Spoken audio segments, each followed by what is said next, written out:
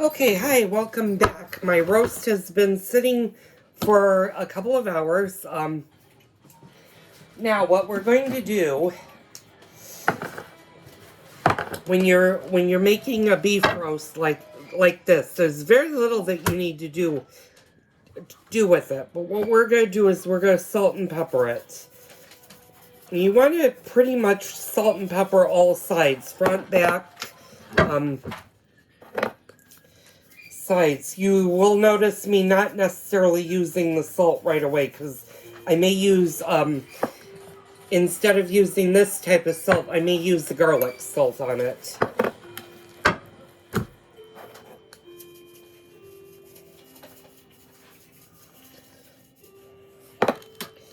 But you just want to cover.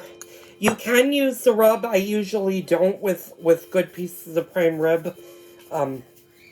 You get enough flavor from the meat. Okay. So, and I'll be right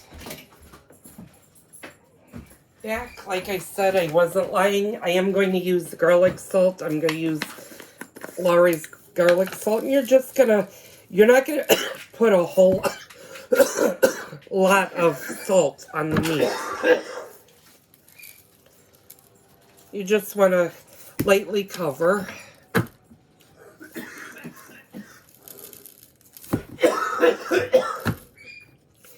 And get all of your sides of beef.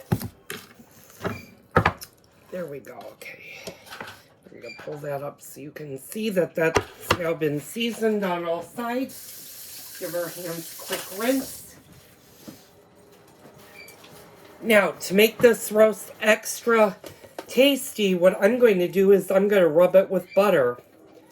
And you might say, why are you rubbing a roast with butter? Well, butter is going to keep the moisture in the meat as it cooks. And it's going to make it really, really tasty.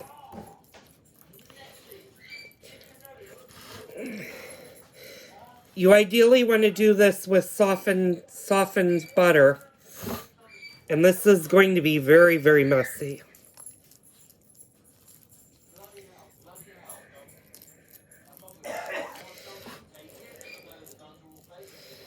Actually, this is a lot more messy than I wanted it to be.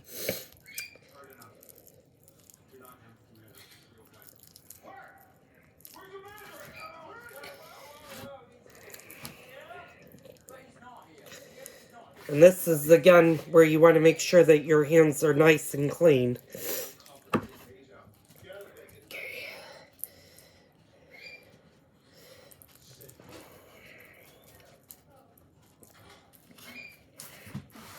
This will also add some good flavorings to the drippings in the pan.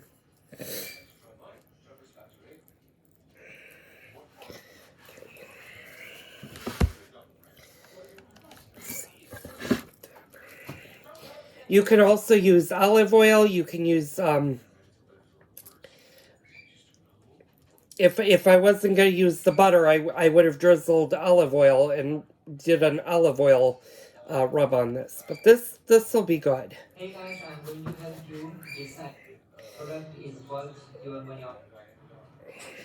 Sorry, my husband's listening to a YouTube video downstairs, so that actually is going to get incorporated, but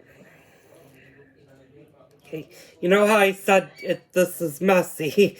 This is very messy, but you just want to get your butter, which this is not really working in my favor today, but we're going to make it work.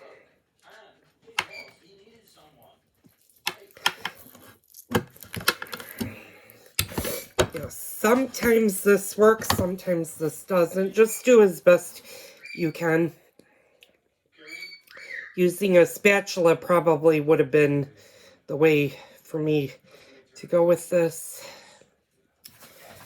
I'm gonna wash my hands.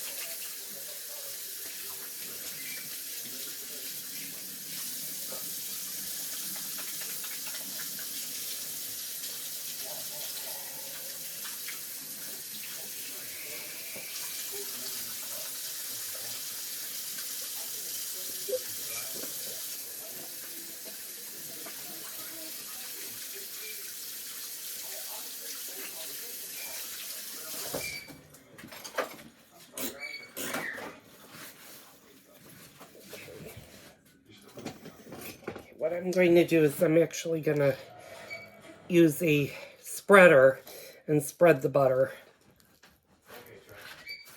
out and on the meat. It'll spread much easier if I do it this way. I should have probably used, for something this big, maybe 2 sticks, but we don't need to get too crazy with it. And just do the best you can. So I'm going to kind of show you what it looks like. Kind of looks like that.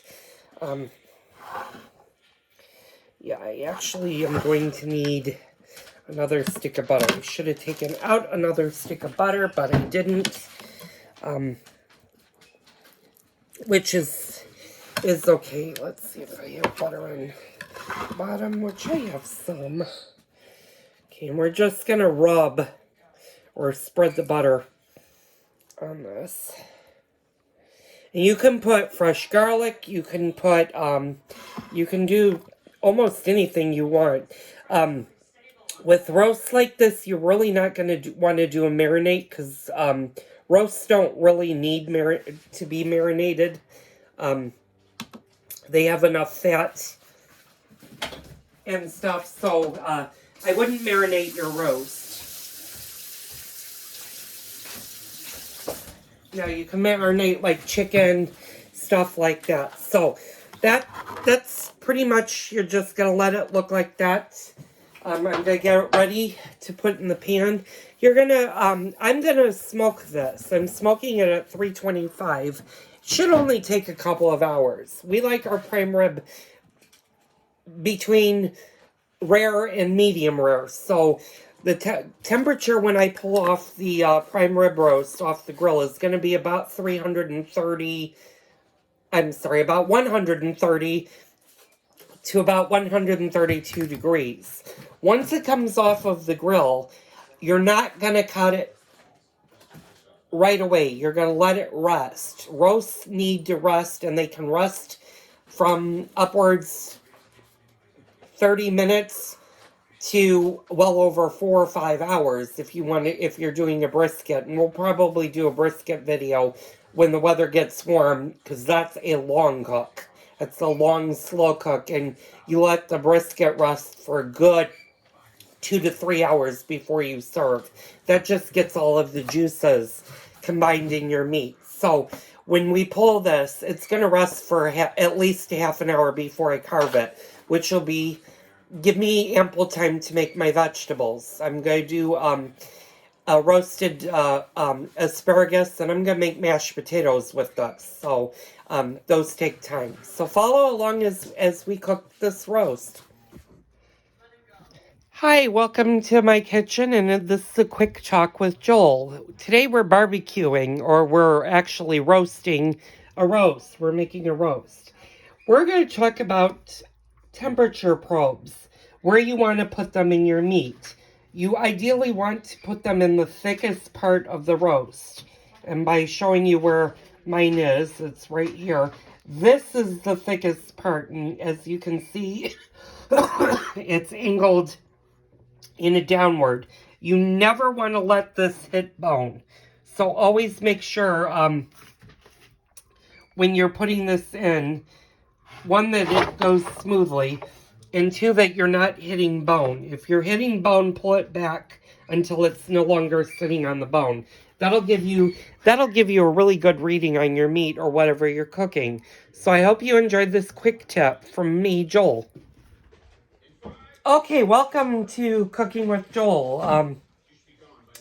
We're doing a rib roast today, and we're doing it on the grill. When you do a rib roast like this, if you're doing it on the grill, always have it fat side up, which I have. I also have it in a roasting pan, or a drip pan, is what I would call that. What we're going to do is this whole entire setup is actually going to go on the grill. And I have my grill set to 325 degrees. What we're going to do is we're going to cook this for about an hour. And pardon me, I'm cleaning off the camera. Yeah, my camera is glaring for some reason. But we'll make do with that. Anyway, you're gonna cook it for about 15 to 20 minutes per pounder till the internal temperature of the roast is about 130 to 132 for medium. If you want rare, you're gonna pull it off between 125 and 127. And if you want well done, anything over 140 to 145 would be well done. But we like ours on the rare to medium side. So I'm gonna pull it off about 130. So sorry, my